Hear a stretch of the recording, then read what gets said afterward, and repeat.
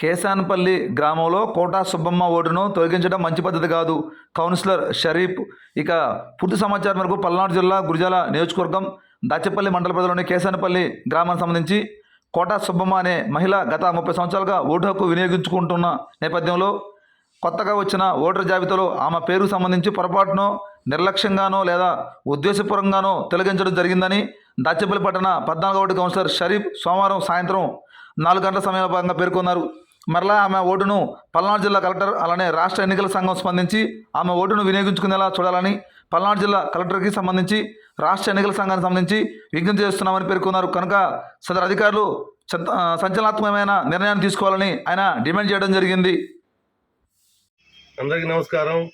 నా పేరు షరీఫ్, దాచేపల్లి నగర పంచాయతీ ఇండిపెండెంట్ కౌన్సిలర్, గురజాల నియోజకవర్గం. మరి పల్నాడు జిల్లా గురజాల నియోజకవర్గం దాచేపల్లి మండలం కేసనపల్లి గ్రామానికి చెందిన కోటా సుబ్బమ్మ కేసనపల్లి గ్రామంలో పుట్టి పెరిగి గత 30 సంవత్సరాల నుండి మరి ఓటు హక్కు వినియోగించుకుంటా ఉంది. కొత్తగా వచ్చిన ఓటర్ లిస్టులో ఆమె పేరు లేకపోవటం అనేది మరి అధికారుల నిర్లక్ష్యమా, పొరపాటున జరిగిందా, ఉద్దేశపూర్వకంగా చేశారా అనేది మరి అప్రస్తుతం. కాబట్టి భారత రాజ్యాంగం ఆమె కల్పించిన ఓటు హక్కుని మరలా వినియోగించుకోవాలా చేయాలని చెప్పేసి పల్నాడు జిల్లా కలెక్టర్ వారికి రాష్ట్ర ఎన్నికల సంఘం వారికి విజ్ఞప్తి చేయడమైనది. మరి ఆమె ఓటు హక్కు వినియోగించాలంటే ఏ ఓటర్ లిస్టులో కూడా ఆమె పేరు ఉండదు కాబట్టి మార్గం లేదు. ఆమె ఓటు హక్కు వినియోగించుకోవడానికి ఇప్పుడు మార్గం లేదు. కానీ ఒకటే మార్గం ఉన్నది.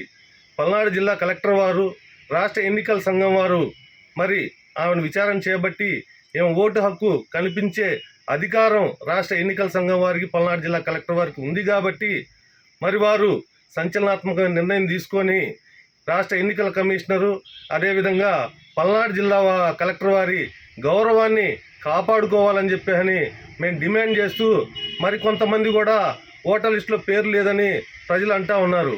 వారందరూ కూడా మీ సేవకు కానీ అక్కడికి వెళ్ళి మీ ఓటర్ ఐడికి సంబంధించిన నెంబర్ చెప్పి చెక్ చేసుకొని ఒకవేళ కనుక ఎక్కడ లేకపోతే తహసీల్దార్ వారిని కలిసి త్వరలో మరి కంప్లైంట్ ఇవ్వాలని చెప్పేసి ఫిర్యాదు చేసి మళ్ళీ ఓటు హక్కు పొందాలని చెప్పేసి మనస్ఫూర్తిగా కోరుకుంటూ ఈ విషయం పట్ల జిల్లా కలెక్టర్ వారు రాష్ట్ర ఎన్నికల సంఘం వారు మరి త్వరగా స్పందించి ఆమెకు ఓటు హక్కు కల్పించాలని చెప్పేసి మనస్ఫూర్తిగా కోరుకుంటున్నాం.